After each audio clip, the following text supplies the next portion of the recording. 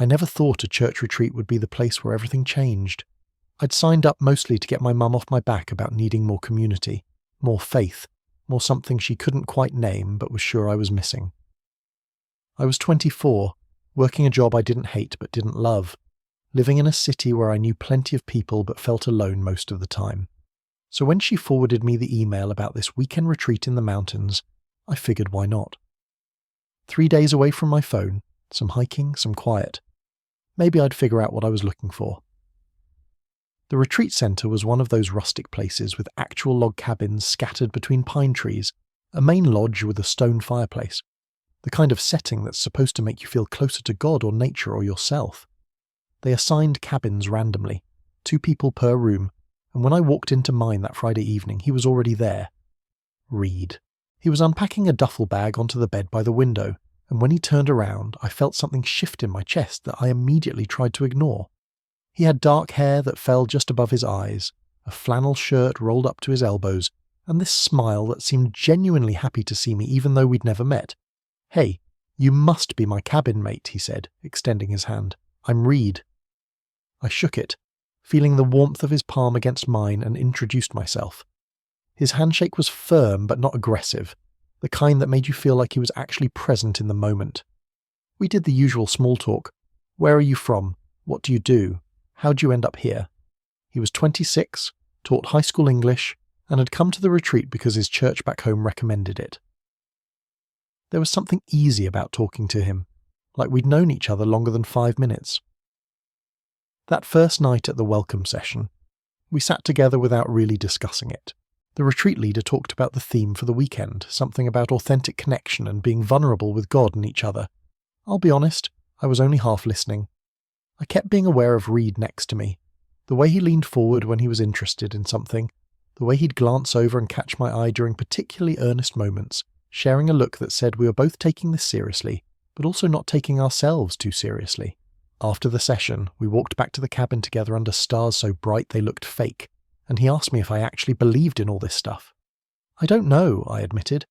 "I grew up going to church, but lately it feels like going through the motions. What about you?" He was quiet for a moment, his breath visible in the cold mountain air. "I want to believe," he said. "I think I do believe, but I also think we make it too complicated sometimes. Like maybe it's simpler than we think." We reached our cabin and got ready for bed in that awkward dance of 2 strangers sharing space, trying not to look at each other while changing, mumbling goodnights in the dark. But I lay there for a long time, listening to his breathing even out, thinking about what he'd said, thinking about the way his voice had sounded in the darkness, honest and uncertain and real. Saturday was full of activities, group discussions about faith and doubt, a long hike up to a waterfall where the retreat leader talked about the symbolism of water and cleansing and new beginnings. Reed and I ended up as partners for most of it, not because we planned it, but because we just naturally gravitated toward each other. During the hike, we fell behind the group talking about everything except religion. He told me about his students, how he'd wanted to be a writer but teaching was more stable, how he still wrote sometimes late at night when he couldn't sleep. I told him about my job in marketing, how I'd studied film in college and sometimes felt like I'd sold out, how I kept meaning to work on personal projects but never did. "You should," he said, scrambling over a rock and then turning to offer me his hand up. The touch of his hand, even through the practical necessity of hiking, sent electricity up my arm. "You should work on your projects, I mean. We only get one life, right?" I pulled myself up, standing closer to him than necessary on the narrow trail, and for a second we just looked at each other. His eyes were brown with these flecks of gold in them, and I realized I was staring. "Yeah," I said, stepping back. "You're right. We should both do the things we actually want to do." That afternoon, we had free time before dinner. Some people napped, others journaled on the lodge porch. Reed suggested we explore the woods behind our cabin, and we ended up at this clearing with a fallen log that made a perfect bench. We sat there talking as the afternoon light turned golden through the trees, and somehow the conversation turned more personal. He told me about a relationship that had ended badly last year, how he'd thought she was the one but realized they wanted different things, how he'd been lonely since then but also kind of relieved to be alone, to figure out who he was without trying to be what someone else needed. "I know that feeling," I said, and found myself telling him things I hadn't told anyone. about how I'd dated a few people but never felt that spark everyone talks about, how I'd started to wonder if something was wrong with me, if I was broken somehow, how I'd felt like I was performing a role in my own life instead of actually living it. Reed listened without interrupting, his full attention on me in a way that made me feel seen. When I finished, he was quiet for a moment, then said something that stuck with me. Maybe you're not broken. Maybe you just haven't found the right person yet. Or maybe you have and you're just scared to admit it. What do you mean? I asked, my heart suddenly beating faster. He shrugged, looking down at his hands. I just think sometimes we know things before we're ready to know them. We feel things before we have the courage to feel them. And that's okay. That's human.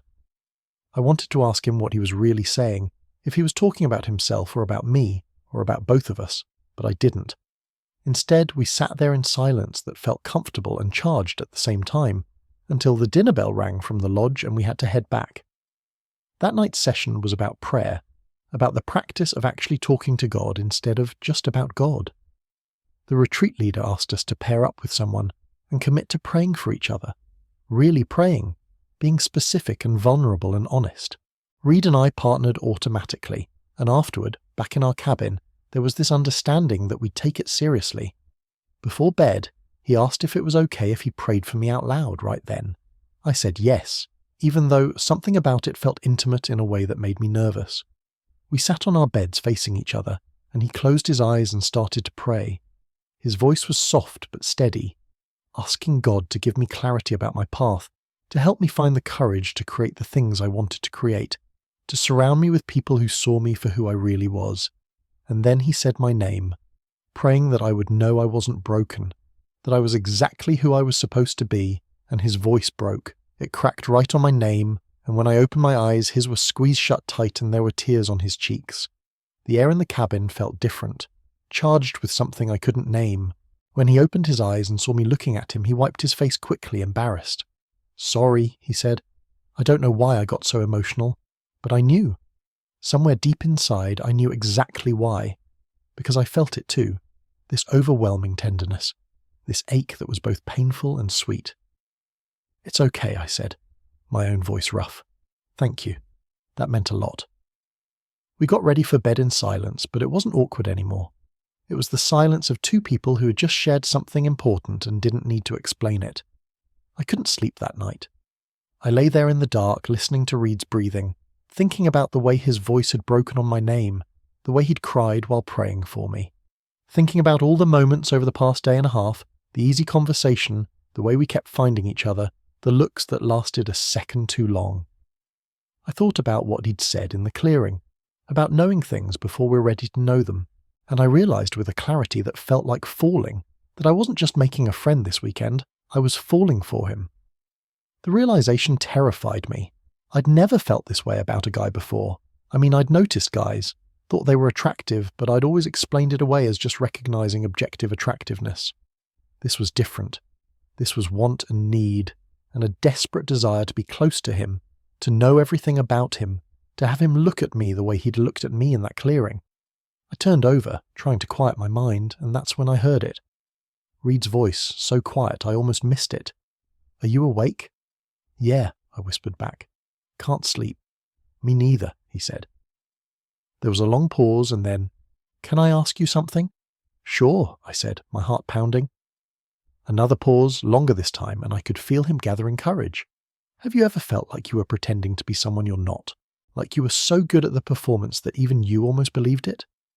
I thought about his question, about my own life, and answered honestly, "Yeah, I think I've been doing that for a long time."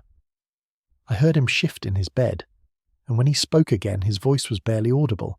"I think I have too. I think I've been pretending so long that I forgot it was a performance. Until this weekend. Until I met you." The words hung in the darkness between us, heavy with meaning. My mouth was dry, my pulse racing. "What are you saying, Reed?" Another long pause, and then he said, "I'm saying I don't want to pretend anymore. I'm saying when I prayed for you tonight, I was also praying for myself, for courage, for honesty, for permission to feel what I'm feeling." "What are you feeling?" I asked, even though I was pretty sure I knew, even though I was terrified and exhilarated in equal measure. I heard him get out of his bed, saw his silhouette in the darkness, and then he was sitting on the edge of my bed, close enough that I could feel the heat from his body. "I'm feeling like I want to know you," he said quietly. "Really know you. I'm feeling like every time you smile at me, something in my chest tightens. I'm feeling like I haven't been able to stop thinking about you since you walked through that door yesterday. And I'm feeling terrified because I've never said anything like this to a guy before." My hand found his in the darkness, fingers intertwining, and it felt like the most natural and the most revolutionary thing I'd ever done. "I've never felt this way about a guy before," I admitted. "But I feel it. I feel all of it. Everything you just said, I feel it too." I heard him exhale a shaky breath of relief, and then he squeezed my hand. "So what do we do now?" he asked. "I don't know," I said. "But I know I don't want to pretend either. I know I want to see where this goes." We stayed like that for a while, sitting in the darkness, holding hands, not saying anything because we didn't need to. Eventually he went back to his bed, but something fundamental had shifted. We'd named the thing between us, given it permission to exist. When I finally fell asleep, it was with a sense of peace I hadn't felt in years. Sunday morning, our last day at the retreat, felt different. We were different. At breakfast, we sat together, and I was hyper-aware of every time our knees touched under the table, every shared look, every moment of connection. The final session was about taking what we'd learned back into our real lives, about not letting the mountaintop experience fade once we returned to the valley. The retreat leader talked about courage and authenticity and living in truth, and Reed and I kept catching each other's eyes, knowing we were both thinking about the same thing. After the closing prayer, people started packing up and saying goodbye, exchanging numbers and promising to stay in touch. Reed and I took our time, neither of us quite ready to leave this place where we'd found each other. We took one last walk to the clearing, sat on the fallen log one more time. "So," he said, looking out at the trees, "what happens now?" "We go back to real life," I said. "We figure this out. Together." He turned to look at me, and in the daylight I could see every detail of his face, the way his eyes crinkled when he smiled, the small scar above his eyebrow. "I live 3 hours away from you," he said. "I know," I said. "We'll figure it out."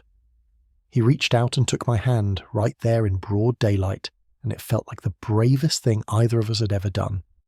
"I don't know what I'm doing," he admitted. "I've never done this before." "Me neither," I said.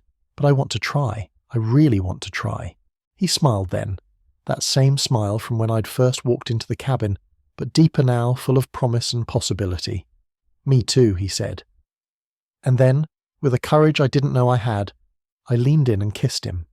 It was soft and tentative and perfect, and when we pulled apart, we were both smiling. The drive home felt different than the drive up. I kept thinking about Reed's voice breaking on my name, about the way he'd sat on the edge of my bed in the darkness, about the feeling of his hand in mine. We'd exchanged numbers, made plans to see each other the following weekend, promised to text and call. But more than that, we'd made a promise to be honest, to be brave, to not hide from what we'd found. It's been 6 months since that retreat. Reed and I are still figuring things out, still navigating what it means to be two men in love in a world that doesn't always make space for us, still learning how to be vulnerable and honest with each other and with ourselves. It hasn't always been easy. Coming out to family and friends, dealing with questions and assumptions, learning to be in a relationship for the first time in a real way. But every time it gets hard, I think about that night in the cabin, about the courage it took for both of us to stop pretending, to admit what we were feeling, to choose honesty over comfort. Reed still prays for me sometimes, out loud, and his voice doesn't break anymore. It's steady and sure, full of love and faith and hope, and I pray for him too, even though I'm still figuring out what I believe about God and faith and all of it. But I know I believe in this, in us, in the way we found each other in that cabin in the mountains. I know I believe that sometimes the things we're looking for find us when we're not looking, when we're open and vulnerable and willing to be surprised. My mum asked me recently if the retreat had given me what I was looking for, if I'd found that something she thought I was missing. I told her yes, but not in the way either of us expected. I told her I'd found someone who saw me, really saw me, and helped me see myself. Someone who had the courage to be vulnerable first, to break open in prayer, to risk rejection for the possibility of connection. I told her I'd found Reed, and in finding him, I'd found a version of myself I didn't know existed, a version that was brave enough to love out loud, to stop performing, to live in truth. She smiled when I told her that, and I could see tears in her eyes. "That's all I ever wanted for you," she said, "to find someone who makes you want to be more yourself, not less." And I realized that's what love is supposed to be. Not a performance or a role we play, but permission to be fully, authentically, messily human. Permission to feel deeply, to want openly, to love without apology. Sometimes I think about that moment when Reed's voice broke on my name. The raw emotion in it, the vulnerability. It was the sound of someone choosing courage over fear, honesty over pretense. It was the sound of someone falling in love in real time and being brave enough to let it show. And it changed everything. It changed me. It showed me that the things we're most afraid to feel are often the things that will save us, that transform us, that make us finally fully alive. I never thought a church retreat would be the place where I'd fall in love with a man. I never thought I'd find myself in a relationship that feels more real and right than anything I'd ever experienced before. But that's the thing about love, about life, about faith. It surprises you. It finds you in cabins in the mountains, in prayers spoken in the darkness, in voices that break on your name because the feeling is too big to contain. And if you're brave enough to let it in, to stop pretending and start feeling, it changes everything. Reed is coming over tonight. We're going to cook dinner together, maybe watch a movie, maybe just talk like we always do. And at some point, probably before bed, he'll ask if he can pray for me. And I'll say yes, because I love the sound of his voice when he prays, steady and sure and full of love. And I'll pray for him too, thanking God or the universe or whatever's out there for that weekend in the mountains, for the courage we found there, for the love that found us. For the moment when everything changed, when a voice broke on my name and cracked open my heart and let the light in. Total char count, 17,247.